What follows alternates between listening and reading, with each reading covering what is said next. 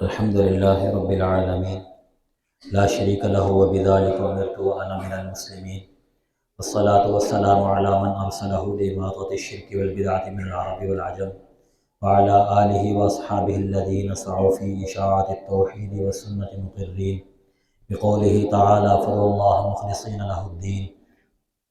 أعوذ بالله من الشيطان الرجيم. بسم الله الرحمن الرحيم. وأقيموا الصلاة وآتوا الزكاة وأطيعوا الرسول لعلكم ترحمون. صدق الله العظيم. اللهم صل على محمد وعلى آل محمد كما صليت على إبراهيم وعلى آل إبراهيم إنك حميد مجيد. اللهم بارك على محمد وعلى آل محمد كما باركت على إبراهيم وعلى آل إبراهيم إنك حميد مجيد. میرے محترم بھائیوں اور بزرگوں، اللہ جل شانہ ومن والہ نے کائنات انسانی کی ہدایت کے لیے انبیاء علیہ السلام کو بھیجا۔ سب سے پہلے پیغمبر جو بطور داعی کے آئے وہ حضرت نوح علیہ السلام ہے، اور آخری پیغمبر حضرت محمد رسول اللہ صلی اللہ علیہ وآلہ وسلم۔ اللہ جل شانہ ومن والہ نے اب قیامت تک آنے والے انسانوں کے لیے جس ہستی کو ہادی بنا کر، پیغمبر بنا کر، رحمت للعالمین بنا کر، کافۃ للناس بشیرا ونذیرا، سراجا منیرا بنا کر بھیجا وہ حضرت محمد رسول اللہ صلی اللہ علیہ وسلم۔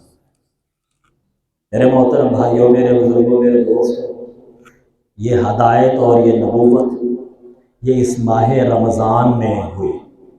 آپ صلی اللہ علیہ وآلہ وسلم کو جو اللہ نے نبوت عطا فرمائی اور پہلی وحی جو آئی وہ رمضان المبارک میں آئی، اور رمضان المبارک کی شب قدر کی رات میں، لیلۃ القدر میں۔ اللہ کی شان یہ ہے کہ آج 20واں روزہ ہے۔ آج کی رات آنے والی یہ لیلۃ القدر کی راتوں میں سے ایک رات ہے۔ 21ویں رات یہ لیلۃ القدر کی راتوں میں سے ہے۔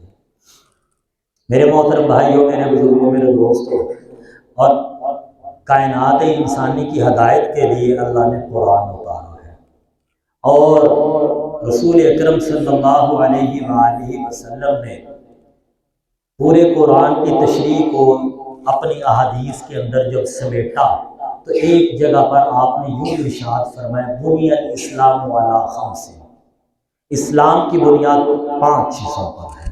شہادت ان لا الہ الا اللہ واشہد ان محمدا عبدہ ورسولہ، اس بات کی گواہی دینا کہ اللہ کے علاوہ کوئی معبود نہیں، محمد اللہ کے بندے اور رسول ہے۔ دوسرا وإقام الصلاۃ، نماز قائم کرنا۔ تیسرا وإیتاء الزکاۃ، زکوٰۃ ادا کرنا۔ چوتھا وصوم رمضان، رمضان کے روزے رکھنا۔ اور 5 صاحب استطاعت کے لیے حج کرنا۔ یہ 5 بنیادیں ہیں۔ اللہ تعالیٰ کی فضل سے جو پہلی چیز ہے شہادت ان لا الہ الا اللہ واشہد ان محمدا عبدہ ورسولہ، یہ تو اللہ کا فضل ہے، یہ تو ہم پورا سال پڑھتے رہتے ہیں۔ یہ تحدیث بالنعمت ہے، یہ بطور اعزاز ہے میرے لیے بھی اور آپ کے لیے بھی، اور یہ وہ بات ہے جو میں نہیں کہہ رہا، علماء نے کہی ہے۔ یہ ویسے حقیقت ہے کہ جو لوگ اشاعت التوحید و سنہ کے ساتھ تعلق رکھنے والے ہیں ان کی تمام مساجد میں اللہ کی توحید بیان ہوتی ہے، اور بڑے صاف لفظوں میں بیان ہوتی ہے، اور اس انداز میں بیان ہوتی ہے جس انداز میں قرآن مقدس میں مذکور ہے۔ پھر اللہ تعالیٰ کا انتہائی فضل ہے کہ آپ کی یہ جو 2 مسجدیں ہیں سیٹلائٹ ٹاؤن میں، مدنی مسجد اور یہ جس مسجد میں آپ تشریف فرمائے جامعہ مسجد قباء، یہ علماء کا کہنا ہے پورے گجرانوالہ میں سب سے زیادہ جو توحید باری تعالیٰ بیان ہوتی ہے بالکل واضح طور پر 2 جمع 2 برابر 4 کی طرح، کوئی شبہ نہیں رہتا، وہ یہ 2 مسجدیں ہیں۔ یہ آپ کے لیے خوشی کی بات ہے۔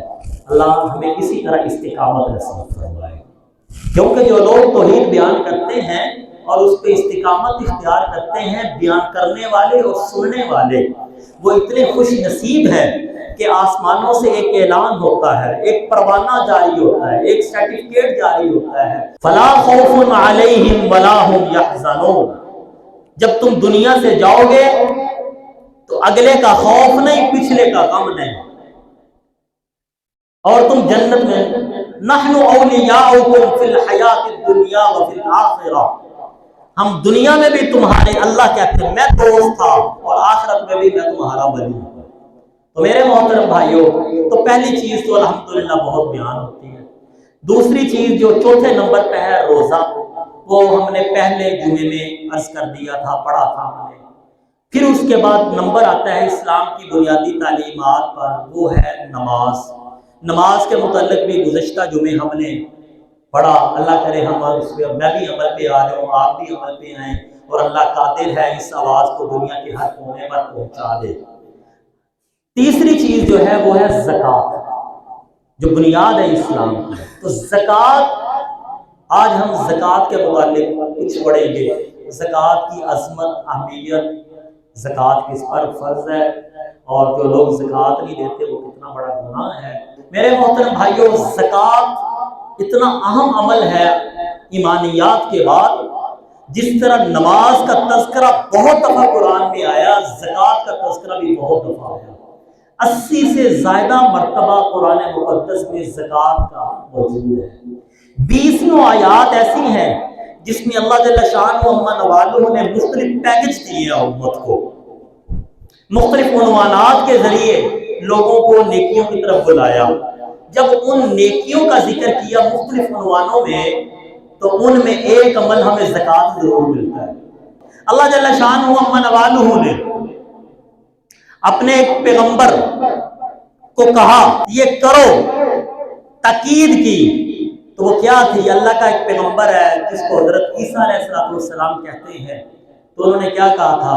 انی اعبد اللہ آتانی الکتاب وجعلنی نبیا وجعلنی مبارکا اینما کنت، اینما کنت۔ مسئلہ حل ہو رہا ہے۔ اللہ نے مجھے، میں اللہ کا بندہ ہوں، مجھے ابن اللہ نہ کہنا، میں عبد اللہ ہوں۔ مجھے ابن اللہ نہ کہنا، میں کیا ہوں؟ میں اللہ میں سے نہیں ہوں، میں اللہ کی قدرت کا ظہور ہوں، میں عبد اللہ ہوں۔ اور میرا اعزاز کیا ہے؟ مجھے کتاب دی، مجھے نبی بنایا، مجھے برکت والا بنایا، مجھے حکم دیا میرے اللہ نے نماز کا اور زکوٰۃ کا، جب تک زندہ رہوں گا۔ اور میرے اللہ نے مجھے حکم دیا اپنی ماں کے ساتھ اچھا سلوک کروں۔ ماں باپ کا مقام کیا ہے، یہ اگلے جمعے ہم پڑھیں گے انشاءاللہ۔ تو میرے بھائیوں، زکوٰۃ کی اہمیت کیا ہے کہ اللہ نبی کو حکم دے رہے ہیں۔ اسی طرح اللہ جل شانہ و منوالہ کا ایک پیغمبر اپنے بچوں کو بٹھا کر تبلیغ کر رہے ہیں، دین سکھا رہے ہیں۔ جب وہ دین سکھا رہے ہیں تو کن چیزوں کا ذکر کر رہے ہیں؟ سورۃ مریم ہے اور اس کی آیت نمبر 54-55۔ اللہ کا پیغمبر وہ ہے جو بڑی شان والا ہے، بڑا پیارا ہے، جسے اسماعیل کے نام سے یاد کرتے ہیں، جو ذبیح اللہ جس کا لقب ہے، جو اللہ کے نام پہ قربان ہونے کے لیے تیار تھے، جن کی یادگار میں مسلمان بڑی عید پر جانوروں کو قربان کرتے ہیں۔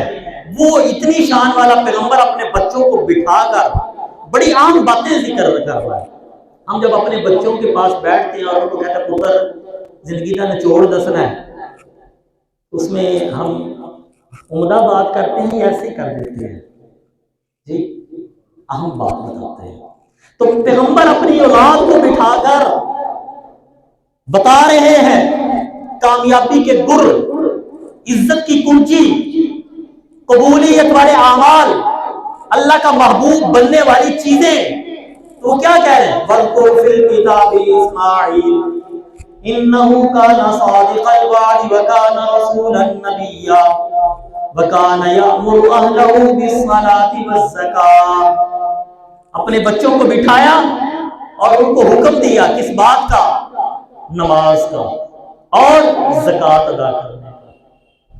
تو میرے محترم بھائی، اس سے آپ کو زکوٰۃ کی اہمیت کا اندازہ لگ جائے گا، کتنی اہم عمل ہے کہ زکوٰۃ جو ہے وہ اللہ کے نبی خود اپنی بچوں کو یہ سکھلا رہے ہیں۔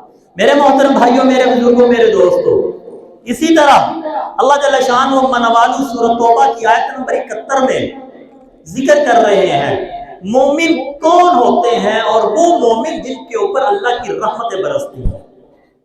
اللہ کی رحمت، یاد رکھیے، ایک رحمت یہ ہے کہ اللہ ہمیں روزی دیتے ہیں، یہ بھی اللہ کی رحمت ہے۔ فرمایا اگر اللہ کی رحمت نہ ہو تو کافر کو تو پانی کا گھونٹ بھی نہ ملے۔ ایک رحمت وہ ہے جو کافروں پر بھی برستی ہے، ایمان والوں پر بھی برستی ہے، اور پھر ان کافروں پر بھی اللہ کی رحمت برستی ہے جو اللہ کے سیرے سے انکاری ہیں، ان کے اوپر بھی اللہ کی رحمت۔ لیکن ایک رحمت خاص ہے جو صرف ایمان والوں پر برستی ہے، اور وہ رحمت یہ ہے کہ اللہ ان کو جنت عطا فرما دیتے ہیں۔ وہ جن لوگوں پر، جن ایمان والوں پر برستی ہے، ان کی علامتیں کیا ہیں؟ تو اللہ نے ان کے لیے 6 علامتیں ذکر کی۔ فرمایا والمؤمنون والمؤمنات بعضهم اولیاء بعض،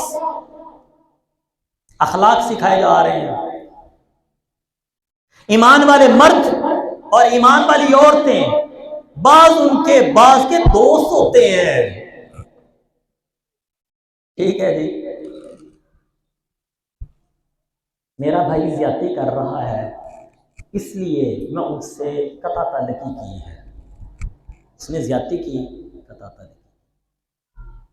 یہ قطع تعلقی دوستی ہے یا دوستی نہیں ہے؟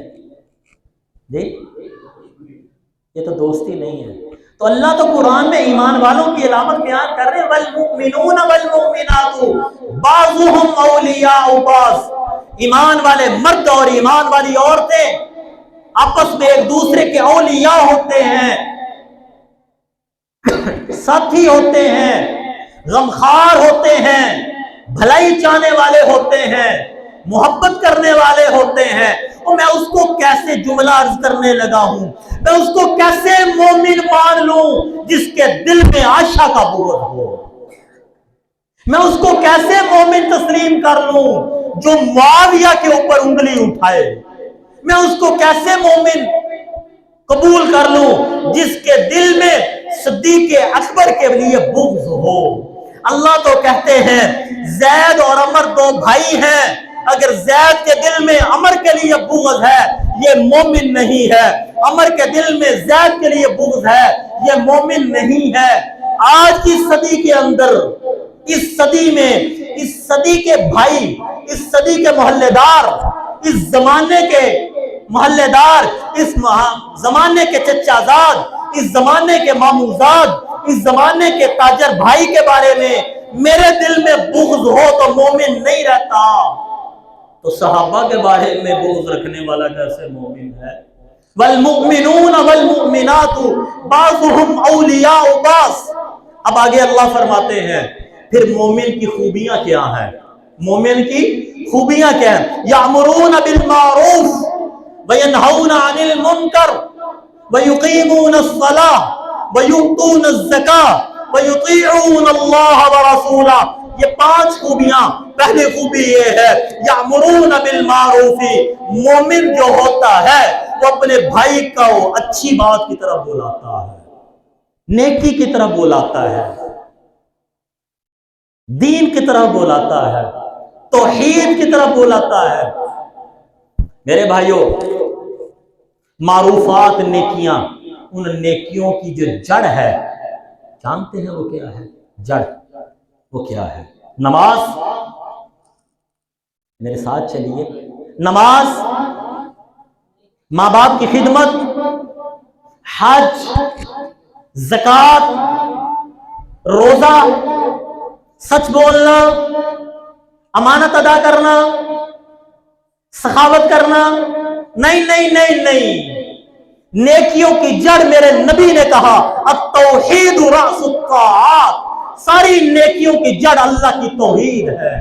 تو جو لوگ اللہ کے ساتھ محبت رکھتے ہو، اللہ کے حضور ایمان والے ہو، تو یامرون بالمعروف، وہ نیکیوں کی طرف بلاتے ہیں۔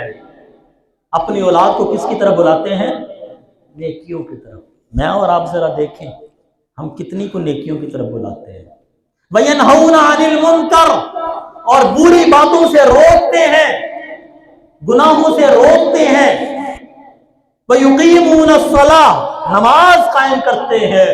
وَيُؤْتُونَ الزَّكَاةَ، زکوٰۃ ادا کرتے ہیں۔ آج کا سبق ہمارا اس کے ساتھ ہے۔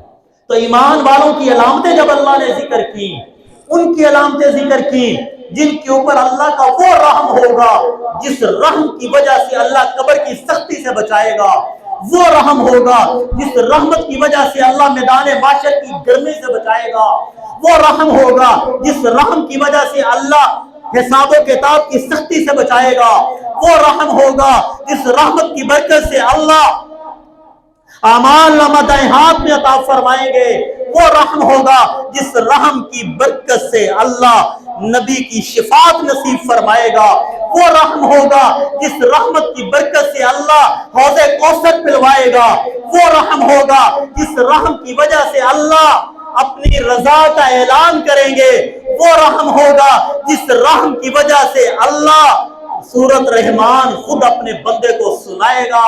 اس رحم کو اگر حاصل کرنا ہے تو اللہ کہتے ہیں امر بالمعروف کرو، نہی عن المنکر کرو، نماز قائم کرو اور زکوٰۃ ادا کرو اور اللہ کی اور اللہ کے رسول کی فرما برداری کرو۔ اولئک سیرحمہم اللہ، یہ لوگ ہیں جن کے اوپر اللہ کی رحمت ہے۔ تو میرے محترم بھائیو، یہ 5 لوگوں میں ایک کون آ گیا؟ ہمارا سبق کون سا چل رہا ہے جی آج؟ زکوٰۃ کا۔ تو اللہ کے رحمت کو لینا ہے تو زکوٰۃ۔ اللہ جل شانہ و نوالہ نے سورۃ نمل ہے اس میں ذکر کیا، قرآن کی شان بیان کی، تلک آیات القرآن و کتاب مبین ہدن و بشرا، یہ کتاب ہدایت ہے، خوشخبری ہے ایمان والوں کے لیے۔ اللہ ایمان والے کون؟ فرمایا الذین یقیمون الصلاۃ ویؤتون الزکاۃ وہم بالآخرۃ ہم یوقنون۔ 3 وصف، نماز قائم کرتے ہیں، زکوٰۃ ادا کرتے ہیں، آخرت پر ایمان لاتے ہیں۔ سورۃ لقمان شروع ہوئی، اس میں اللہ جل شانہ و نوالہ نے فرمایا یہ قرآن ہدایت ہے، رحمت ہے دل سے نیکی کرنے والوں کے لیے۔ اللہ دل سے نیک لوگ کون ہیں؟ اللہ فرماتے ہیں یقیمون الصلاۃ ویؤتون الزکاۃ وہم بالآخرۃ ہم یوقنون اولئک علی ھدی من ربہم واولئک ھم المفلحون۔ میرے محترم بھائیوں، میرے بزرگوں، میرے دوستوں، 20 آیتیں ہیں، میں صرف ترجمہ عرض کر رہا ہوں اور بہت سی آیتیں چھوڑ کے جا رہا ہوں۔ تو میرے بھائیوں، مختصر یہ ہے، یہ زکوٰۃ کی اہمیت، عظمت، فضیلت بیان ہو رہی ہے۔ اہمیت بھی آ رہی ہے، فضیلت بھی آ رہی ہے اور برکتیں بھی اس کی نازل ہو رہی ہیں۔ اور جو لوگ زکوٰۃ نہیں دیتے ان کے بارے میں کیا کہا اللہ نے قرآن مقدس میں؟ تو اللہ تعالیٰ نے فرمایا قرآن مقدس میں، جو لوگ سونے اور چاندی کو جمع کرتے ہیں اور اس کو اللہ کے راستے میں خرچ نہیں کرتے، ان کو دردناک عذاب کی خوشخبری سنا دو، جس دن کے گرم کیا جائے گا، یوم یحمى علیہا فی نار جہنم، دوزخ کی آگ میں اس مال و دولت کو سونے چاندی کی شکل، پہلے ڈالر، روپیہ، یورو، پاؤنڈ، اس کو اللہ شکل دیں گے اور پھر اس کو دوزخ میں گرم کیا جائے گا۔ اور جس کے پاس مال تھا لیکن پھر بھی زکوٰۃ ادا نہیں کی، اللہ اس مال کو گرم کریں گے اور یہ مال پھر اس کی پیشانی پر داغا جائے گا۔ فَتُقْوَى بِهَا جِبَاهُهُمْ، علماء لکھتے ہیں پیشانی پر کیوں داغا جائے گا؟ جواب دیا اس لیے داغا جائے گا، جب بیان کیا جاتا تھا زکوٰۃ ادا کرو، اللہ کے راستے میں مال خرچ کرو، اس کو اچھی نہیں لگتی تھی۔ جب کوئی بات اچھی نہ لگے، سب سے پہلے جو نظر آنے والی چیز ہے وہ چہرہ ہوتا ہے، چہرے پہ بل پڑ جاتے ہیں۔ تو اس کے چہرے پر زکوٰۃ کے حکام سن کر بل پڑ جاتے تھے، اس لیے اس کے چہرے پر داغو۔ جب اس کو مسائل بتائے جاتے تھے، اس کو اچھی نہیں لگتی تھی بات، تو یہ ادھر منہ ایسے کر لیا کرتا تھا، اس لیے وجنوبہم، اس کی کروٹ پر مارو۔ اور بعض بد نصیب ایسے ہوتے ہیں، دین کی بات کو جب سنائی جاتی ہے، احکام الہی سنائی جاتے ہیں، اٹھ کر چلے جاتے ہیں، گھڑی دیکھنے والا گروپ اٹھ کر چلا جاتا ہے، اعتراض کرنے والا چلا ہوتا ہے، اور پھر اسلوب سکھانا شروع کر دیتا ہے، تہذیب سکھانا شروع کر دیتا ہے، پشت پھیر کر چلا جاتا ہے۔ اللہ فرماتے ہیں وَظُهُورُهُمْ، ان کی پشتوں کو دھایا جائے گا، اور يُقَالُ لَهُمْ، ان کو کہا جائے گا هَذَا مَا كَنَزْتُمْ، یہ تمہارا سونا، فَذُوقُوا مَا كُنتُمْ تَكْنِزُونَ، اب اس خزانے کے مزے چکھو۔ حضرت عبداللہ بن عباس رضی اللہ تعالیٰ عنہ کہتے ہیں جو شخص زکوٰۃ ادا نہیں کرتا وہ مرتے وقت دنیا میں واپسی کی تمنا کریں گے، موت آ رہی ہوگی تو وہ تمنا۔ کسی نے کہا حضرت واپسی کی تمنا تو صرف کافر کریں گے، مومن تو نہیں کرے گا، مومن تو کہتا ہے لے جاؤ۔ ساڈے ہاں پتہ نہیں کی ہو جائے اسلامی عقیدے، عشقی عقیدے، بنیادی عقیدے بنے ہیں۔ مومن نے جدو ٹر جانا ہے یاد رکھیا جائے واپسی کی تمنا دو لوگ کریں گے، ایک کافر کرے گا، سورت نور کے اندر موجود ہے، سورت منافقون میں بھی ہے، اور دوسرا شہید کرے گا، عام بستر پہ مرنے والا، مسجد میں مرنے والا، تلاوت کرتے ہوئے مرنے والا، نفل پڑھتے ہوئے مرنے والا، بچوں کو تعلیم دیتے ہوئے مرنے والا نہیں کرے گا، جو اپنی جان کو توحید کو بیان کرنے کی وجہ سے قربان کر دے، توحید کو بچانے کے لیے قربان کر دے، قرآن کو بچانے کے لیے قربان کر دے، اسلام کی بلندی کے لیے قربان کرے، وہ تمنا کرے گا، اور دوسرا کافر تمنا کرے گا۔ میرے محترم بھائیوں، میرے بزرگوں، میرے دوستوں، نہ شہید واپس آئے گا نہ کافر واپس آئے گا۔ قرآن تو یہ کہتا ہے، ہم کہتے ہیں جمعرات نو آندیاں نے روحاں،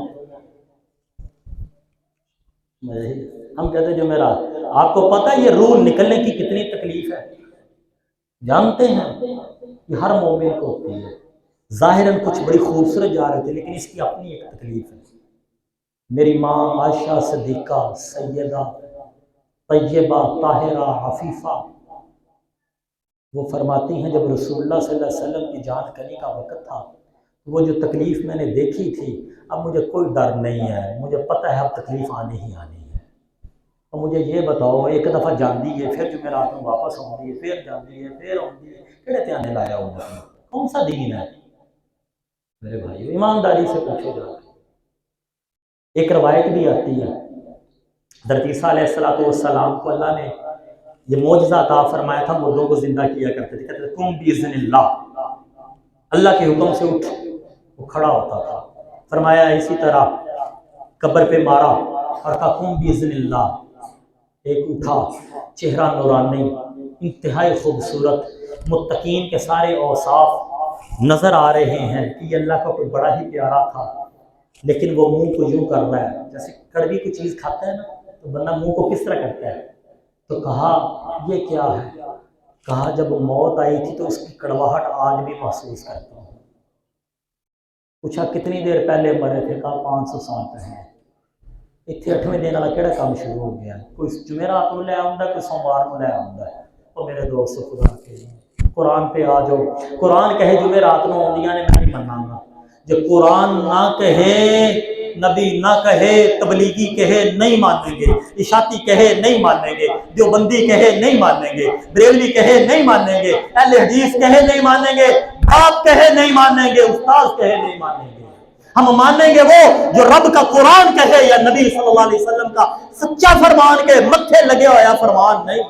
یاد رکھیے متھے لگے ہوا فرمان۔ بہت سی کتابیں بھری پڑی ہیں موضوعات، میرے نبی نے بیان ہی نہیں کیا، سائیوں نے نبی کی طرف منسوب کر کے بنا دی ہوئی ہے۔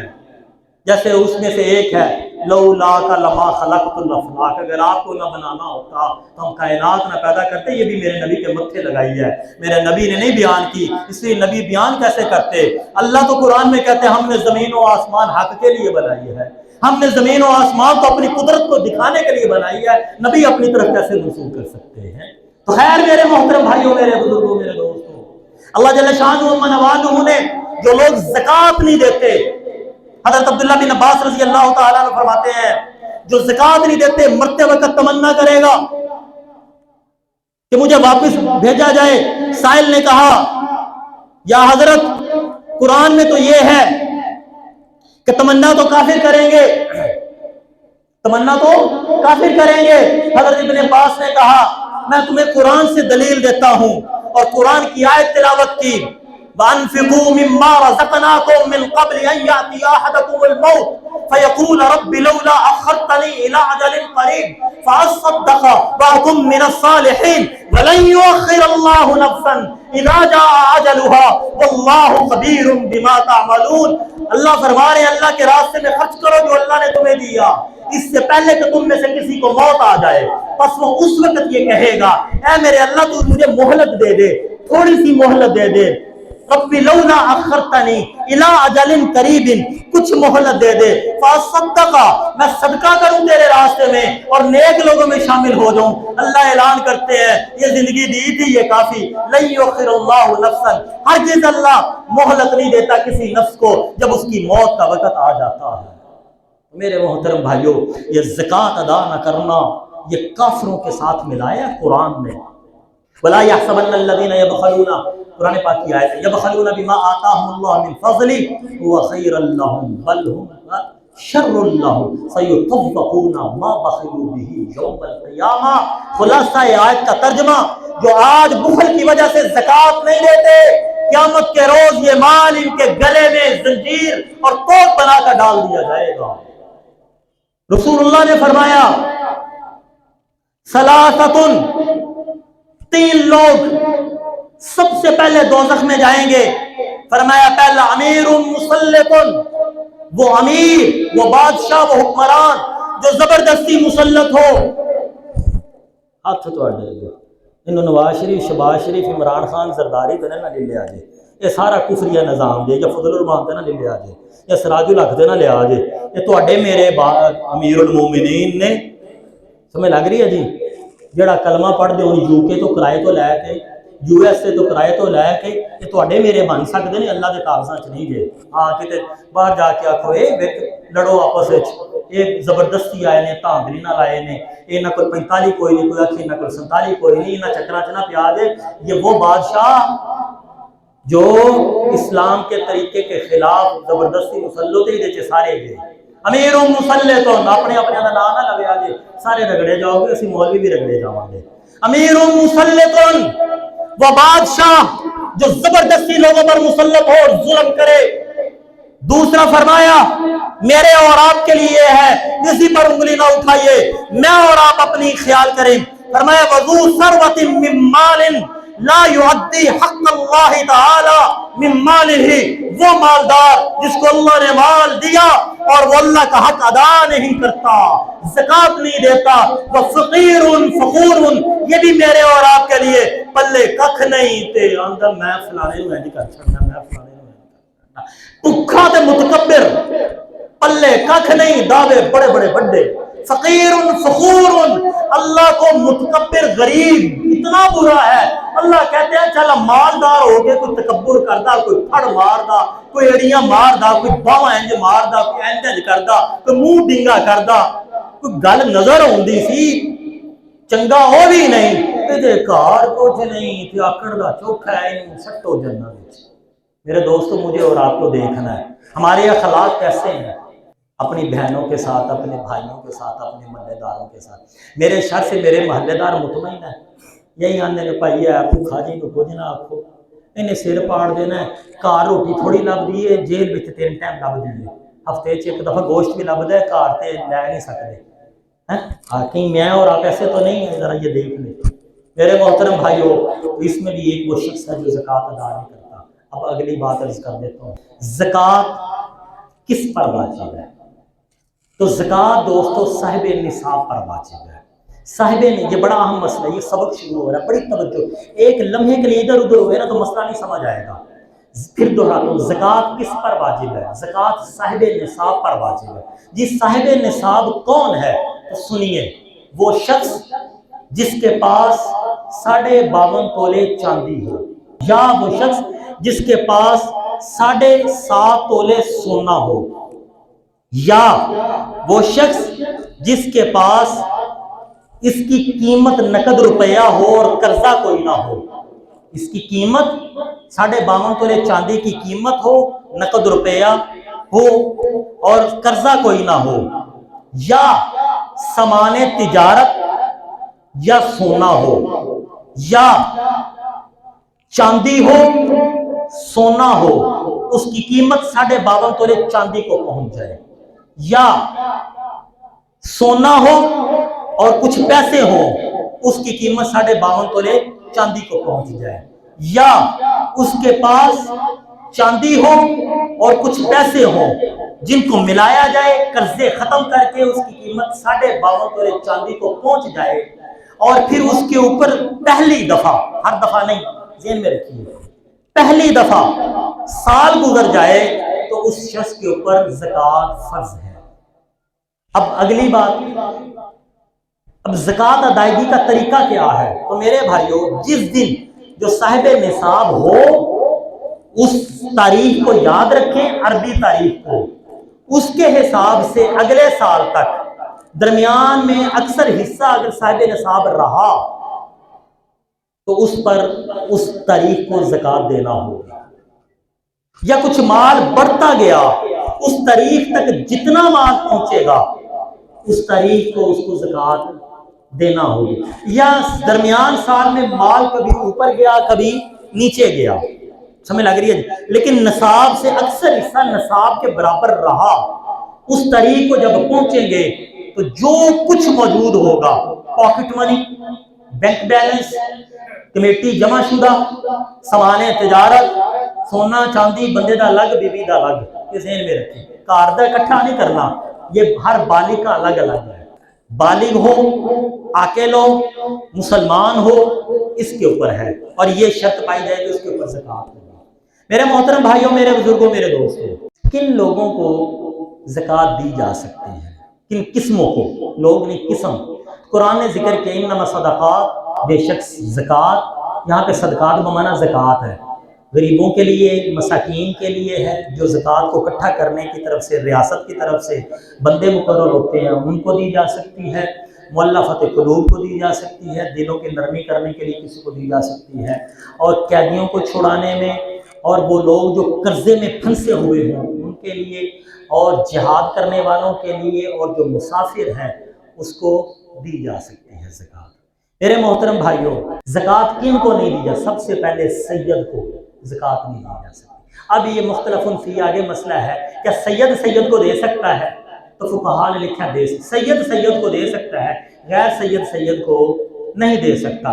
میرے محترم بھائیوں، اس کے علاوہ مشرک کافر کو زکوٰۃ نہیں دی جا سکتی، اولاد کو زکوٰۃ نہیں دی جا سکتی۔ اولاد جن کا وجود میری وجہ سے ہے، وہ میری بیٹا بیٹی یا آگے پوتا پوتی، پڑپوتا پڑپوتی، نواسا نواسی، پڑنواسا پڑنواسی، ان کو نہیں دی جا سکتی۔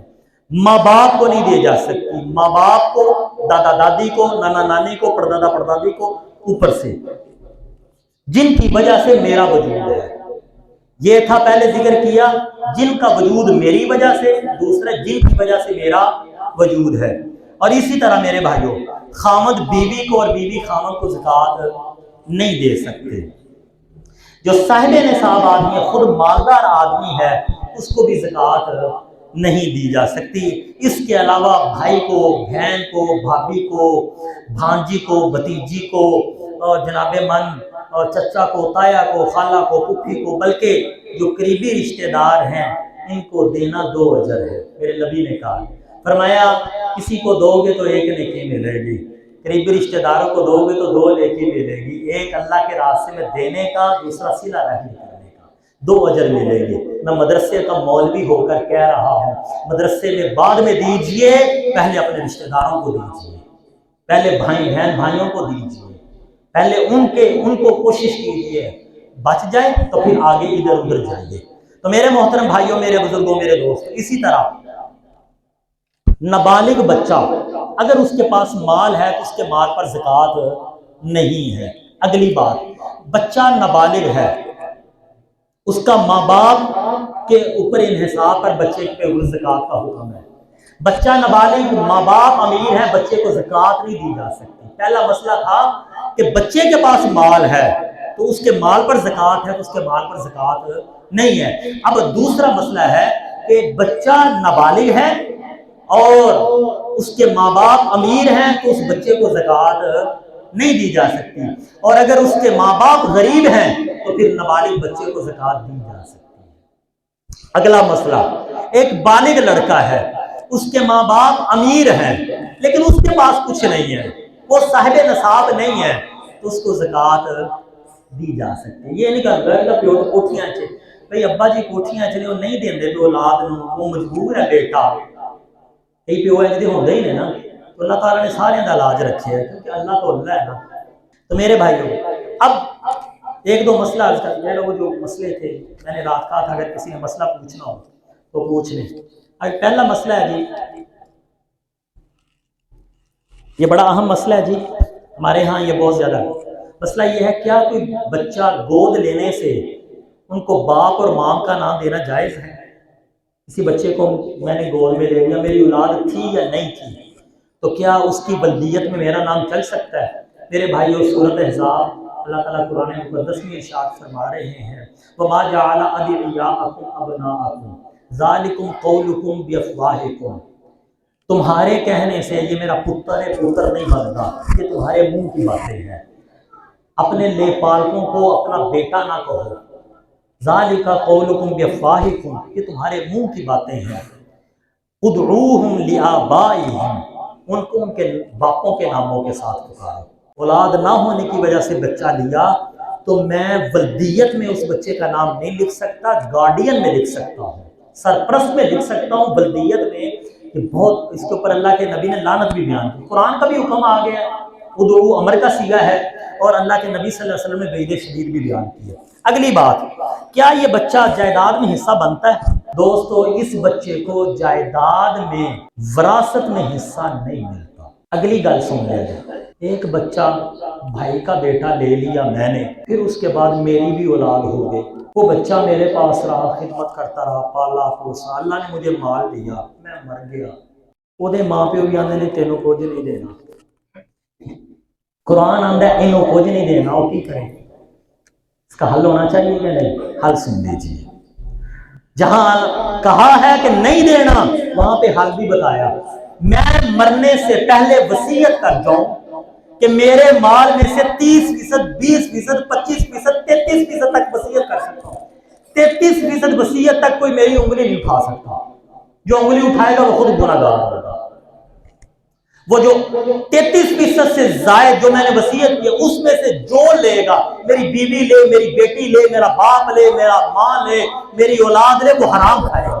سنیے، 33% سے اوپر کی میں وصیت نہیں کر سکتا، جو کروں گا محروم کرنے کے لیے تو گناہگار ہوں گا، اور اگر خوشی سے قبول کو کر لیں تو الگ بات ہے، اور اگر کہیں ہمیں منظور نہیں ہے وہ نافرمان بھی نہیں ہے، کوئی انگلی نہیں اٹھا سکتا۔ لے کہ وہ نے 40% کیتی سی، وہ وصیت کیتی سی، کہندے نے نہیں نہیں نہیں نہیں اسی نہیں مننا پیو دے نافرمان، جو کہے گا پیو کا نافرمان وہ خود جاہل ہے۔ تو میرے بھائیو، اب ایسی اگر اولاد لیں تو ہمیں وصیت کرنی چاہیے، اور وصیت اتنی اہم ہے، رسول اللہ نے فرمایا جب سوئے تو تیرے سرانے کے نیچے وصیت ہونی چاہیے، اس لیے وصیت کیا کریں، اپنے لکھا کریں، اپنے معاملات، لڑائی نہیں ہوتی خاندان میں، چینج کرتے رہا کریں جو کمی بیشی ہوتی ہے۔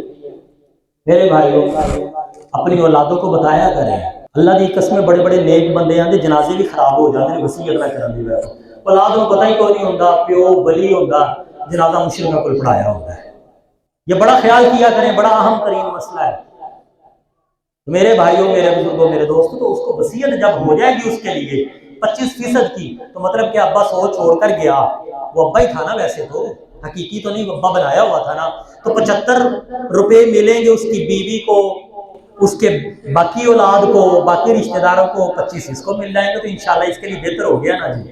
دوسرا مسئلہ جی، بھائی کہہ رہے ہیں کہ میرے پاس جمع شدہ 5 لاکھ ہیں، اس کے علاوہ 5 لاکھ کاروبار میں ہے، باقی کچھ نہیں، گھر بھی اپنا نہیں ہے، تو کیا اس کی زکوٰۃ ہوگی؟ بالکل جی، آپ 10 لاکھ کی زکوٰۃ دیں گے، 10 لاکھ کا آئے گا کتنا، 10 × 20 25,000 کا 40واں حصہ دینا ہے، جو مال جمع ہوگا اس کا 40واں حصہ، وہ آپ اکٹھی بھی دے سکتے ہیں، پورے سال میں بھی دے سکتے ہیں، آگے ایک اور سوال ہے، اگر آپ نے کسی کو پیسے دینے ہیں اور وہ پیسے لینے ہیں اور وہ واپس نہیں کر رہا، بار بار کہنے پر بھی نہیں دے رہا، تو کیا ہم اسے کہہ سکتے ہیں کہ میں تمہیں اپنے پیسوں کی زکوٰۃ دیتا ہوں، کیا اس سے زکوٰۃ ادا ہو جائے گی؟ مثال کے طور پر میں نے کاروبار کیا کسی سے، اس کا 2 لاکھ روپیہ میرے اوپر قرضہ ہے، وہ مجھے کہتے ہیں مولوی صاحب دو، میں آگے ایت سنا دیتا ہوں، میں مدرسے میں مصروف ہونا نہیں دے سکتا، ساری مذہبی بدماشیاں، ٹھیک ہے جی، یہ ہم بڑے عجیب بدماش ہیں، لوگوں کا پیسہ کھا کر چلے پہ چلے جاتے ہیں، حج پہ چلے جاتے ہیں، عمرے پہ چلے جاتے ہیں،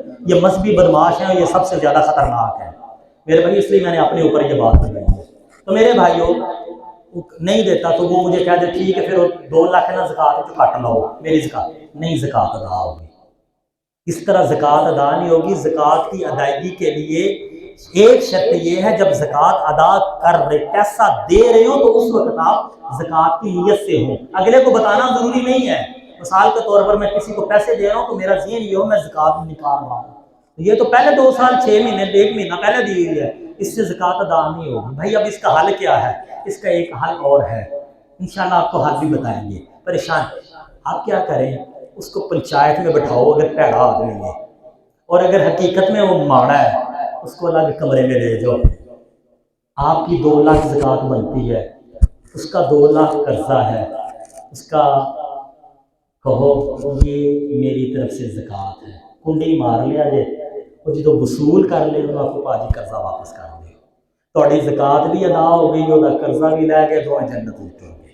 مسائل بڑے اور ہیں، وقت بہت ہو چکا، اللہ مجھے آپ کو ہر مسلمان کو پورے دین پر چلنے کی توفیق عطا فرمائے۔ ایک مسئلہ اور ہے جی، وہ یہ ہے گھر میں کسی چیز کا اثر ہے، کبھی اوپر جاتے ہیں کبھی نیچے جاتی ہے، ہر وقت وہم اور خوف پڑتا ہے، بچیاں گھر میں ڈرتی ہیں، تو آپ دعا کریں میرے بھائیوں، ہم دعا بھی کریں گے انشاءاللہ، کہ کسی بھائی نے آپ احباب کو، اس کے ساتھ عمل بھی ہے، وہ یہ اپنے گھروں سے تصویریں ختم کیجیے، اپنے کاروبار کی طرف ذرا نظر ثانی کیجیے کہ حرام کی کمائی تو نہیں اندر باہر آ رہے، آپ نے کسی کا پیسہ تو نہیں کھایا ہوگا، آپ کے لیے کوئی بد دعائیں تو نہیں کر رہا، آپ اپنے محلے میں رہتے ہوئے ظالم تو نہیں ہو، آپ نے رشتے تو نہیں توڑوائے ہوئے، یہ سارے جادو بڑی دیر نہ لاؤں جے، میں تمہیں گل دس دیں، ایک کرتوت ہوندے جے میرے تواڈے پیڑے کرتوت شکل بن کے ڈراندے ہیں، اس کے ساتھ ساتھ پھر وظائف کیجیے، صبح نبی کی جو دعائیں ہیں صلی اللہ علیہ وسلم وہ پڑھیے، شام کی دعائیں پڑھیے۔ ایک عمل بتا دیتا ہوں،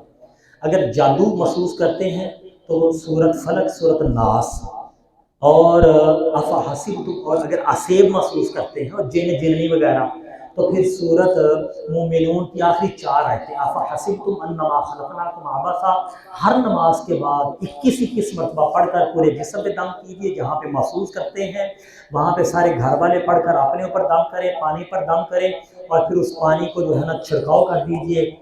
حلال کمانا شرط ہے، مواحد ہونا شرط ہے، تصویریں اتارنی شرط ہے، جن آپ کے تابع ہوگا ڈرائے گا نہیں انشاءاللہ۔ سبحان اللہ۔